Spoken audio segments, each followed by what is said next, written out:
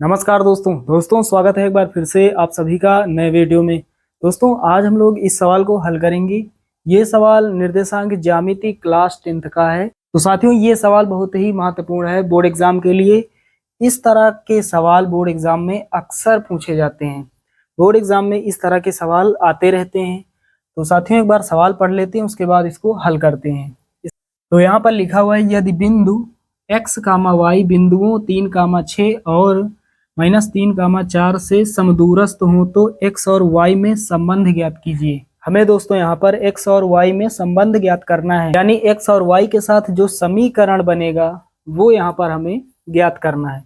बहुत ही आसान सवाल है। चलिए दोस्तों हल करते हैं। तो सबसे पहले यहाँ पर लिखेंगे हल। हमने यहाँ पर लिख दिया हल।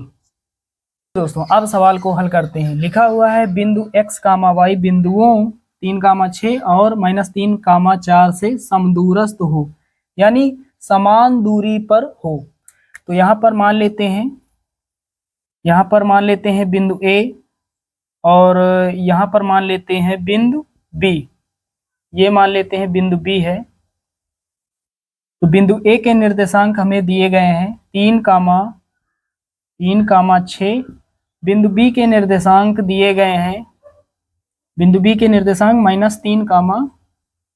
-3, 4। उसके बाद दोस्तों यहाँ सवाल पढ़ते हैं। लिखा हुआ है यदि बिंदु x, y बिंदुओं 3, 6 और -3, 4 से समदूरस्थ हो, यानी समान दूरी पर। यहाँ पर मान लेते कोई बिंदु है, यहाँ पर इसको पहले मिला देते हैं इस तरह से। यहाँ पर मान लेते कोई बिंदु P है जिसके निर्देशांक x, y। हमने क्या माना, बिंदु P यहाँ पर मान लिया जिसके निर्देशांक x, y ये समदूरस्थ है। ये A और B से समदूरस्थ है, यानी समान दूरी पर है। समदूरस्थ का मतलब क्या होता है, समान दूरी पर। यानी बिंदु B से और बिंदु A से ये बराबर दूरी पर एक बिंदु है P जिसके निर्देशांक x, y। तो यहाँ पर इसको इस तरह से मिला देते हैं। इस तरह से हमने यहाँ पर इसको मिला दिया। चलिए x, y, तो x, y यहाँ लिख लेते हैं x, y। तो यहाँ पर दोस्तों ये जो बिंदु P है जिसके निर्देशांक x, y है, ये बिंदु B और A से समान दूरी पर है, बराबर दूरी पर है। यानी ये दोनों दूरियां आपस में बराबर हैं। तो यहाँ पर हम लिख सकते हैं PA दूरी बराबर होगी PB दूरी की। चलिए दोस्तों अब आगे हल करते हैं। PA क्या है, तो एक बिंदु P है, एक बिंदु A है। तो यहाँ पर एक बिंदु ये, दो बिंदुओं के बीच की दूरी का सूत्र लगाएंगे। इधर दोस्तों इधर भी दो बिंदुओं के बीच की दूरी का सूत्र लगेगा। एक बिंदु B है, एक बिंदु P है। जब दो बिंदुओं के बीच की दूरी हमें ज्ञात करनी हो तो दूरी वाला सूत्र क्या होता है, तो यहाँ पर लिखेंगे x1 - x2 का whole square plus y1 - y2 का होल स्क्वायर बराबर लगाएंगे। इधर भी दोस्तों वही फार्मूला लिख देते हैं, x1 - x2 का whole square plus y1 - y2 का होल स्क्वायर। ये दोनों दूरियां आपस में बराबर होंगी।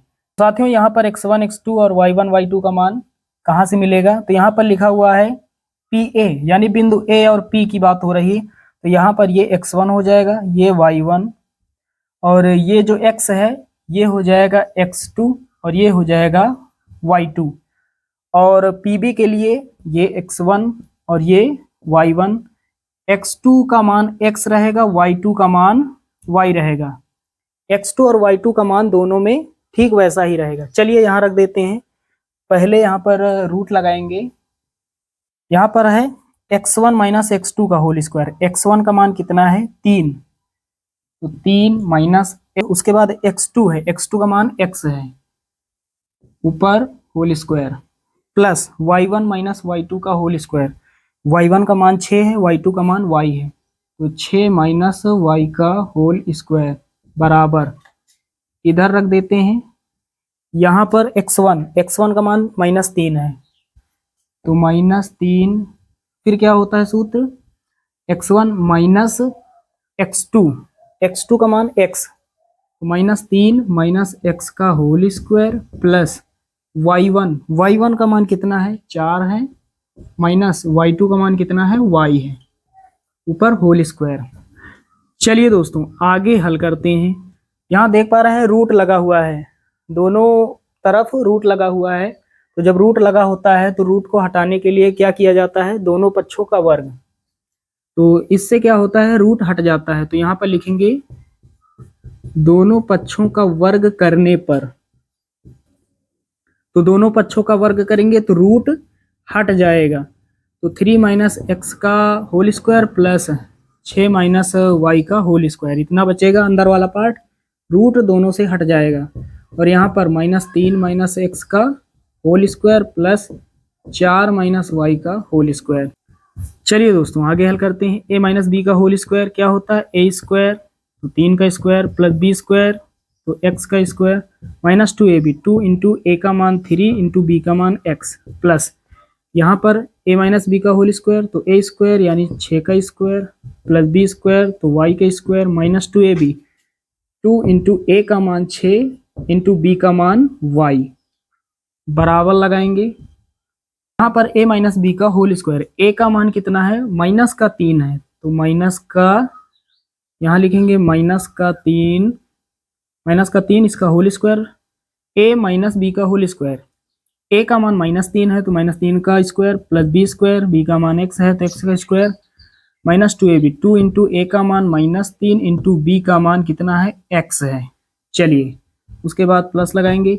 यहाँ a माइनस बी का होल स्क्वायर, तो a स्क्वायर, तो 4 का स्क्वायर प्लस b स्क्वायर, तो y का स्क्वायर, -2ab, 2 इंटू ए का मान 4 इंटू बी का मान y।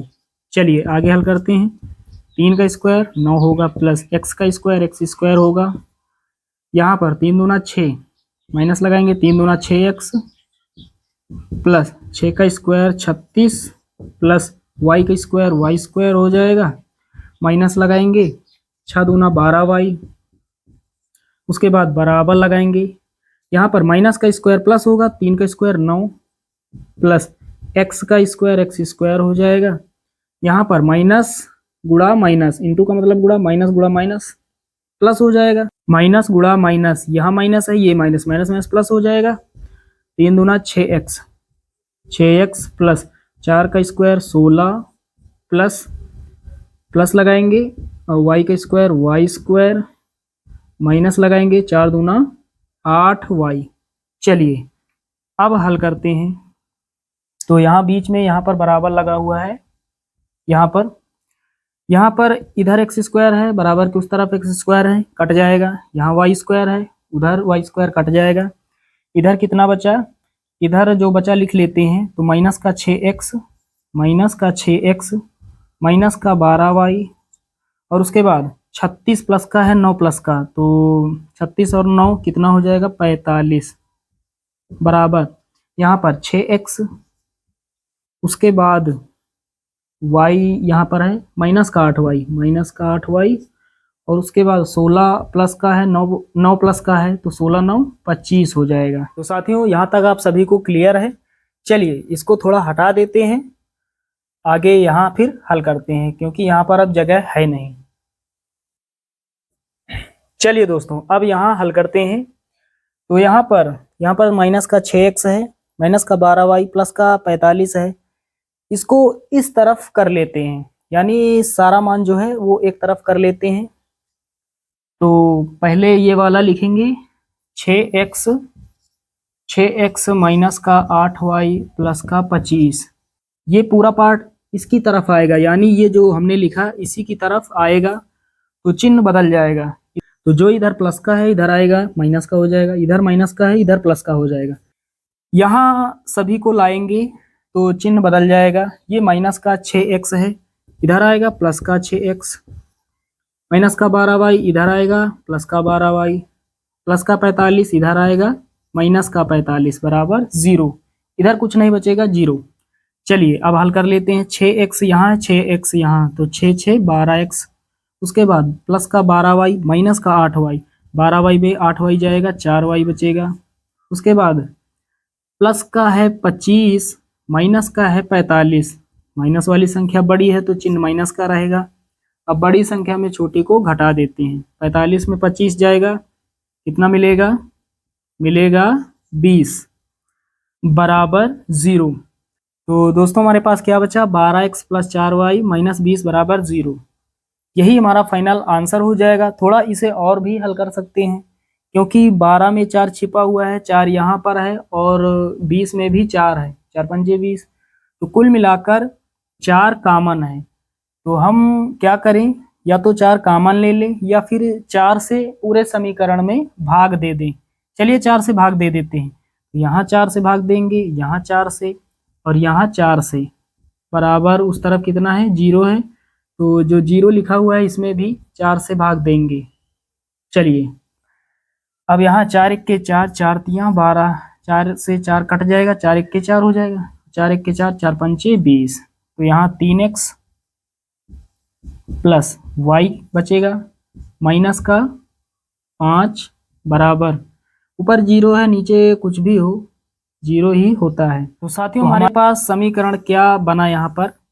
3x + y - 5 बराबर 0। ये हमारा फाइनल आंसर हो जाएगा। 5 को उधर भी भेज सकते हैं, इसको उधर भी भेज सकते हैं, क्योंकि इधर ये माइनस में है। तो यहाँ पर लिखेंगे या 3x + y बराबर 5, इधर माइनस का इधर आएगा, प्लस का हो जाएगा। तो दोनों में से कोई भी आंसर आप लिख देना, दोनों करेक्ट हैं। तो दोस्तों उम्मीद करता हूं कि ये सवाल आप सभी लोग अच्छे से समझ गए होंगे। यहाँ पर हमने x और y में संबंध ज्ञात कर लिया। चलिए दोस्तों मिलते हैं अगले वीडियो में, तब तक के लिए जय हिंद।